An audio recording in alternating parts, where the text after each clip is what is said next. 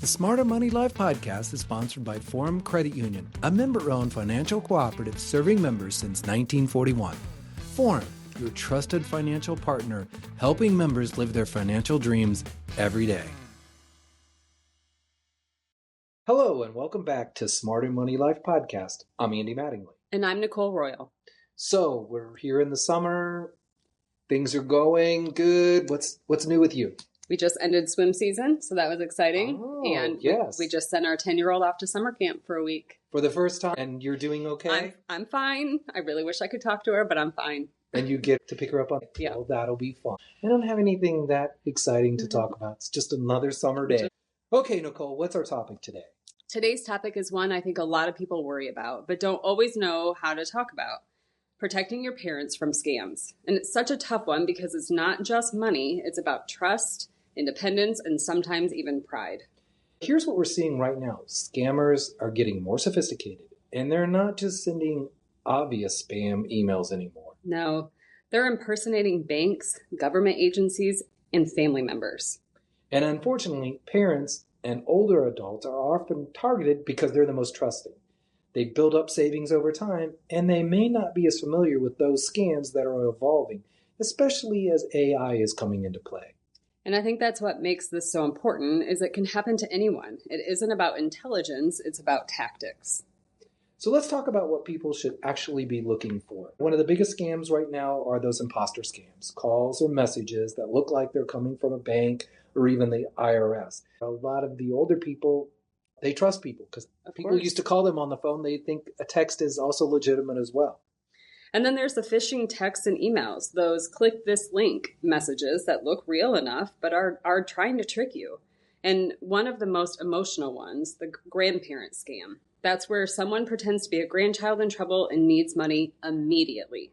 They are so scary because they create panic. And that's really the common thread here is a sense of urgency.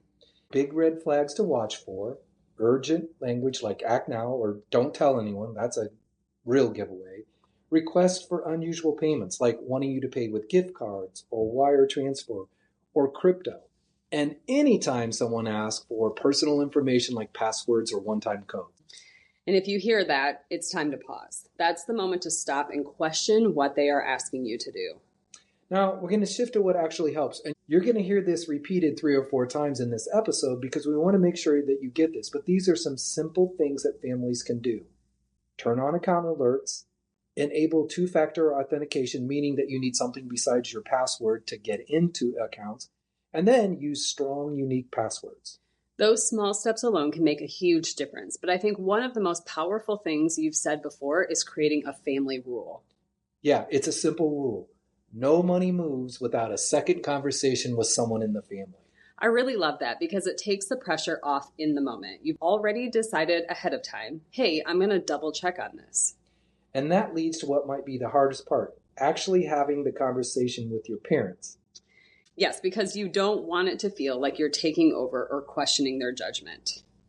Yes, that's a very good point. No one wants to have that happen to them. So the key is framing it as a partnership. It's not that you need help. It's let's protect each other. And I like that approach, making it normal to say, does this seem right without any embarrassment? Because that's what really scammers rely on. They want people to feel rushed and too uncomfortable to speak up and saying, well, this can't be false. I would have figured it out, so I'm just going to go forward. That's right. And when you remove that barrier, you take away one of their biggest advantages.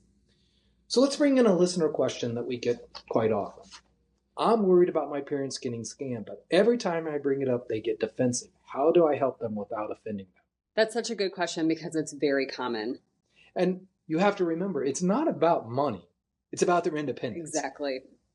No one wants to feel like they're being told they can't handle their own finances. So I think the key here is you have to frame the conversation. Instead of saying, I'm worried about you, you have to say, hey, I've been hearing a lot about scammers lately. Can we come up with a plan together just in case to protect both of us? I like that because it shifts it from criticism to collaboration. And it becomes a team approach. It also makes them feel comfortable knowing that you could possibly fall for it too. I mean, we've all almost clicked on something the other day and then it's like, wait a minute. Yeah, it normalizes it and just lets them know it can happen to anyone. And then you can introduce something simple, like a shared rule. that we talked about. No money moves without a second conversation. And you can even explain, I'm going to ask you too when I'm uncomfortable about something, so you can ask me. And it gives them an easy thing to say when they're in the moment. Actually, let me go check with someone. That one habit alone really prevents a lot of scams. All right, let's do a quick second question, because I feel like once you start talking about this, more concerns come up. That's so true. So what's the next one? What's the one thing I should set up first to protect my parents if I can only do one thing?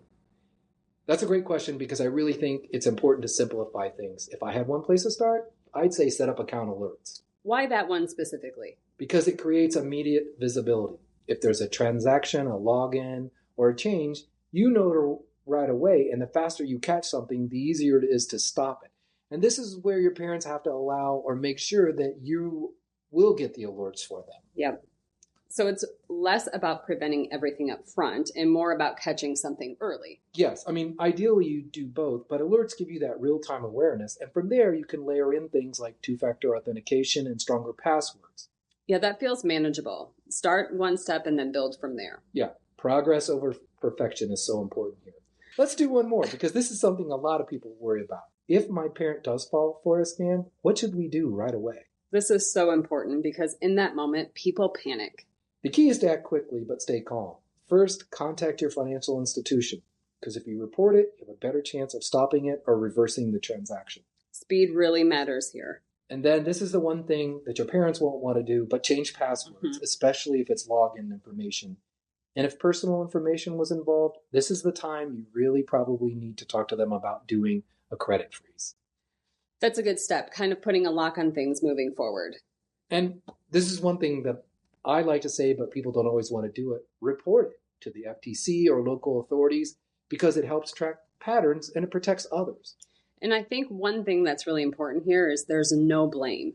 Yes, so important. Scammers are professionals, and we have to remember this, and it can happen to everyone. Just focus on fixing the issue, not feeling embarrassed about it or making them feel like they did something wrong. Yeah, because even if they stop one little scam, if they feel ashamed from it, they're not going to speak up to in the future, and that's going to make things a whole lot worse. Yeah, the sooner you talk about it, the faster you can take action. And honestly, these situations can happen so fast. You get a text that looks legit. Even I've had to stop and double check things before clicking. So it can happen to anyone. Yeah, same here. I had one that looked exactly like a delivery update. It took a second to realize, wait a minute, this doesn't feel right. But the pause is what makes the difference. Before we jump into how to protect our parents, let's talk about what we're actually up against, because today's scams are more convincing than ever. They really are. A lot of these don't look like scams at all. They look like everyday emails, texts, or even phone calls you normally trust. And so we've talked about this, but we want to kind of drill down into it. It's the fake bank alerts or credit union alerts, the texts or emails that look completely legitimate, saying there's a problem with the account and asking them to click on a link so they can share information. And once you click, that's where the trouble starts. Another big one is government imposter scams. Calls claiming to be from the IRS or Social Security, creating urgency and demanding immediate payment. And that urgency is the red flag. If they're pressuring you to act fast, that's a signal to slow down. We've talked about the grandparent scam, where someone calls pretending to be a grandchild in trouble and needs money right away. That one really plays on emotion. And then there are the tech support scams. Those pop up or calls saying there's a virus on their computer, and the next thing you know, they're asking for remote access or payment. And don't overlook romance scams. These can take weeks or months, where someone builds trust and then asks for money in what feels like a very real situation. And that's what makes all of these so dangerous. They create pressure, fear, or emotional connection to get people to act quickly.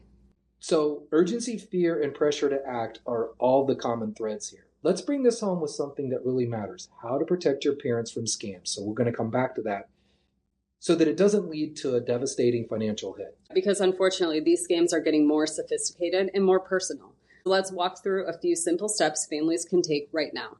First, lock down their accounts. We're talking strong, unique passwords and turning on two-factor authentication. And you have to really work with them and explain to them why this is important, but do it for all of their financial accounts, their email, and their retirement accounts. This alone stops a lot of fraud before it even starts. Second, set up account alerts. Those text or email notifications can flag unusual activity right away, and catching it early makes a huge difference. Third, remind them to pause and verify before trusting any urgent request. We've talked about scammers' need to make people feel in a panic mode. So slowing down, calling a known number is key, or discussing with you. Yep. And fourth, reduce their exposure. That means shredding old documents, being careful about what's shared online, and cutting down on those pre-approved offers that can open the door to fraud. And finally, make sure they have a trusted contact listed at all of their financial institutions. It doesn't have to be you. It can be someone else in the family that they trust or that you trust, but someone that those institutions can check with before making big financial decisions, especially if something feels off. These are simple tips, but they're so powerful. And honestly, just having the conversation with your parents is one of the most important things you can do. Absolutely. A little preparation now can prevent a whole lot of stress later. So if there's one final takeaway from today, it's this. Have the conversation early and make it normal to double check anything involving money. And remember, protecting your parents doesn't mean taking over. It means partnering with them. And we want to really make sure you understand that. You have to work with them, not work for them. Thanks for joining us today. If you want more tips or resources, visit forumcu.com. And don't forget to tune in next time for more ways to make your money work smarter for you. Thank you for joining us today. Our hope is that we can help you live your best financial life. For more insights, be sure to subscribe to the Smarter Money Life YouTube channel and also catch the Smarter Money Minute segment every Thursday on Fox 59's Indie Now Lifestyle Show. Remember, reaching your financial dreams is a journey, and every step you take brings you closer to making your dreams a reality.